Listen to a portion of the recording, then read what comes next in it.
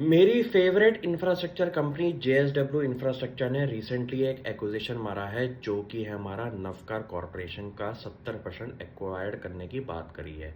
अब आप ये सोचिए कि एक कंपनी पोर्ट हैंडलिंग बिजनेस में end to end logistic services में जाने के लिए अपनी एक्विजिशंस कर रही है जो कि नवकार कॉरपोरेशन के बिजनेस मॉडल में आपको दिखाई देगा।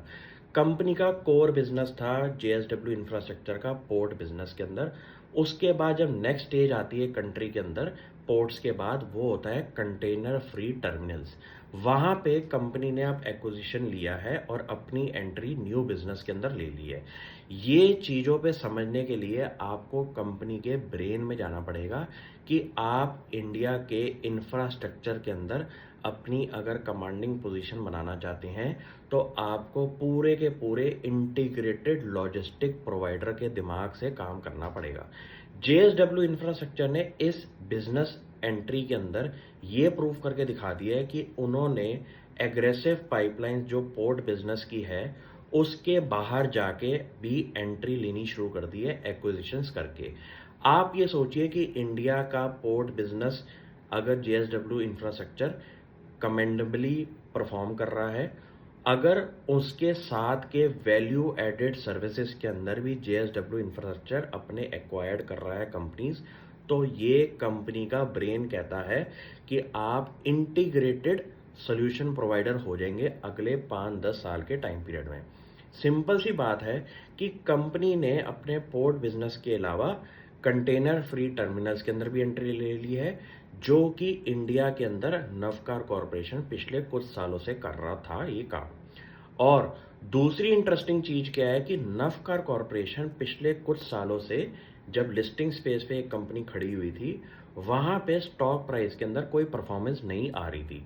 अब यहाँ पे एक ऐसा टर्निंग पॉइंट आता है कंपनी का जहां पे कंपनी का रंग रूप से ज्यादा कंपनी का प्रमोटर जब चेंज हो जाए तो कंपनी की वैल्यूएशन भी चेंज होनी शुरू हो जाती है। स्ट्रक्चरली आप सोचिए कि एक कंपनी को XYZ बंदा एक्वायर करके बैठा हुआ था कुछ सालों से। कंपनी के पास एसेट्स थे, कंपनी के पास बिजनेस था, और अब कंपनी का जब प्रमोटर चेंज होगा तो यहाँ पे एक वैल्यू अनलॉकिंग कैसे होगी कि जेएसडब्ल्यू इंफ्रास्ट्रक्चर का नाम जुड़ जाएगा नवकार के साथ। ये करने से कंपनी की डायरेक्शन चेंज हो जाएगी। क्यों?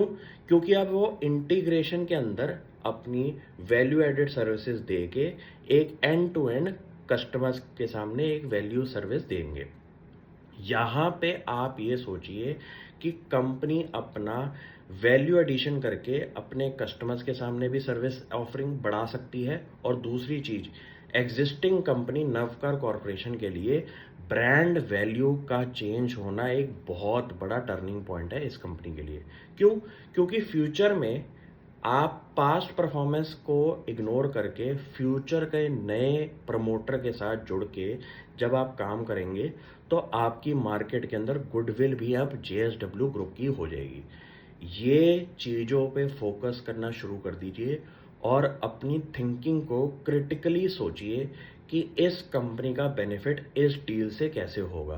क्योंकि जब दो कंपनियां आपस में मर्ज या एक कंपनी एक दूसरी कंपनी को खरीदती है तो वहाँ पे सिनर्जीज निकलती हैं जिसका बेनिफिट 1+1=2 नहीं होता, बल्कि 1+1=11 बनना चाहिए। ये एक मेरे लिए पॉजिटिव एक्विजिशन है और दोनों पार्टीज के लिए इसका बेनिफिट होगा फ्यूचर में। दोनों कंपनी आपके रडार में होनी चाहिए और शुरू कर दो इन पे पढ़ाई, क्योंकि ट्रेन निकल ना जाए। Thank you.